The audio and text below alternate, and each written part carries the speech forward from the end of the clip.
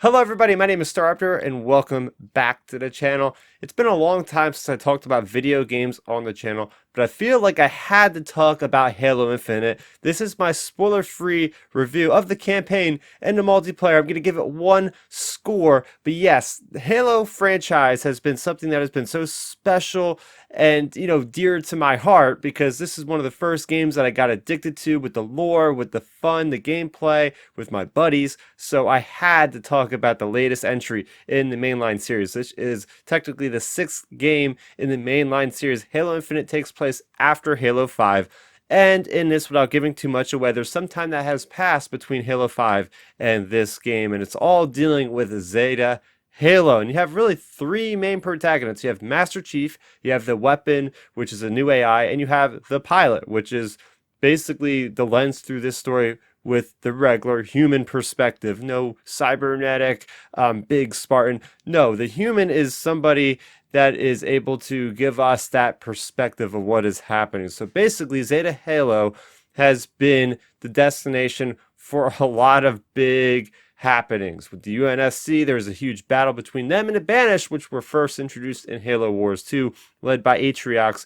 Basically, all of humanity there has been decimated, has been beaten down. So it's up to Master Chief and the weapon and the pilot to kind of gather up all the resistance forces on the Halo ring to fight back against the Banished. So that's as much as I'll say about the wider scope of the story. But what I do want to talk about is how this story, this game, out of all the Halo games, has managed to really flesh out these three main protagonists in this story, especially with Master Chief. I haven't felt like this much emotion from Master Chief, and I gotta give credit to Steve Downes, the voice actor for Master Chief, man. Like, you can just hear so much from his voice. You can gather so much from his voice because, of course, Halo Chief, like, the Mandalorian or Boba Fett or Darth Vader, wears a mask the entire time, but you're able to kind of glean so much just from his few words of dialogue. Obviously Master Chief doesn't really talk a lot. Then you have the weapon, which is a naive, different kind of AI construct, kind of similar to Cortana. And it's really how she's able to kind of give that camaraderie to the team and give us something a little bit new. So I really did enjoy these characters separately, but also together. These characters coming together, and just this idea of, this is a simple story. It's almost a spiritual successor to Halo. It's like, okay, Master Chief, you're playing as him the entire time, not like in Halo 5 where you're playing pretty much as Spartan Locke for most of the time. No, you are playing, and it gives you that Halo Combat Evolved feel, where it's almost like that Silent Cartographer mission, where this is my next positive point, is the open world. For the first time in Halo, we get really a true open world. So once you get past like the first two missions or so, which are your general linear corridor fare for Halo, you get to go down to the ring, and there's different activities, whether it be different points on the map with getting UNSC soldiers safe, and then you also have the Banished leaders that you can go out and hunt down, guys that are either in wraiths or ghosts or little grunts and everything else, like special targets to take down.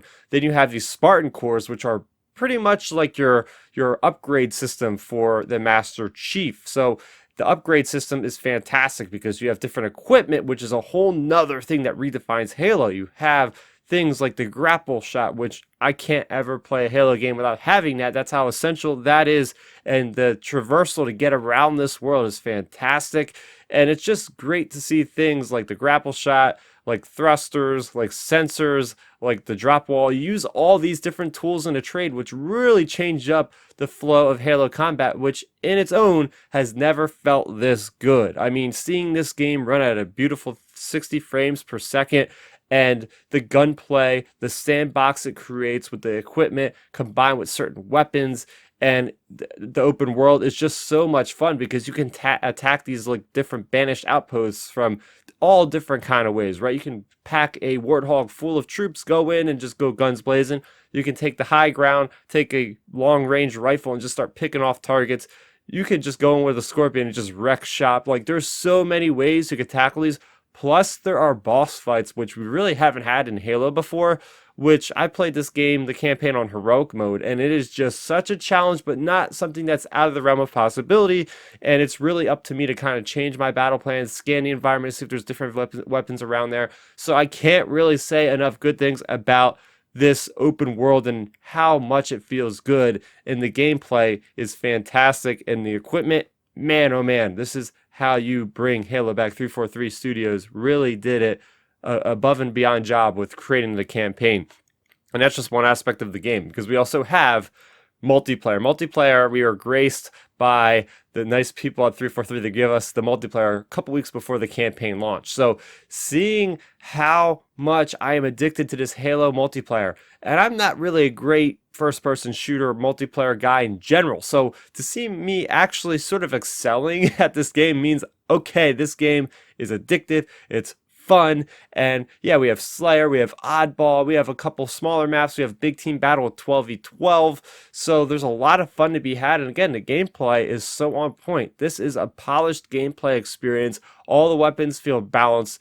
The environments, the actual map designs themselves have so much verticality, so it's so fun just getting a drop on somebody from up above, hitting them from behind, killing them, and then just going to the next guy, getting those double kills, getting those killing sprees, having that announcer voice just calling things out. This feels like OG Halo, but modernized with the gunplay, with aiming down the sights, with, you know, shooting from the hip, but just having all these different things that really just make this that fun, addictive experience that I had when I was about 12 years old playing the original Halo Combat Evolved. Really, the only negatives I could say about this game are, yeah, I talked about the personal stories, but the macro story, the overall story of Halo Infinite is a little bit convoluted. I feel like if you haven't played the previous games, you're going to be completely lost. They did try to like reboot this, but I think they're, 343 is trying to dig themselves out of the hole that they dug themselves in with Halo 5. And I think this is really, this story, the way it goes, is kind of trying not to pay too much attention to what happened in Halo 5 to kind of turn over a new leaf and a new page, whatever, to get, people back on board. And I think going forward, I haven't really felt this excited about the Halo franchise in a long time. The ending was solid for the campaign, but again, I would have liked to see a little bit more done when it comes to filling in the gaps a little bit, seeing exactly where we are without having to go read the ancillary material. But with that being said, I gotta give Halo Infinite a score of a 9 out of 10. This game has had such a crazy story, which will be told in the history of video games, right? This game got shown off at E3 about a year ago and quickly became memed of Craig with the brute with the really bad resolution on the face and the just very bad detail. And then 343 listened to the feedback of all the people out there and said, we're going to delay the game. We're going to delay the game past the launch of the new Xbox Series S and X, which it was supposed to launch with, which we thought they were dead in the water without releasing Halo at the time of launch of November 2021 or 2020. And now here we are, over a year later, they put out the game and it's been getting glowing reviews. People love the multiplayer experience. And it is just such an awesome comeback story to see 343 come back. And this is definitely 343's best Halo game. Heck, I would say this game is better than a lot of the Bungie-made Halo games, the original creators of Halo. I think this has the best personal story for Master Chief, but it has a little bit, to be desired with the overall macro story of what's going on, although it is still very interesting. So there you go. Those are my thoughts on Halo Infinite. Have you guys been playing Halo Infinite? By the way, it's on pretty much every Xbox system, including PC, Xbox One, Xbox Series X, Xbox Series S, and even cloud. So you can really play this game on anything you have available besides the PlayStation and Nintendo, basically.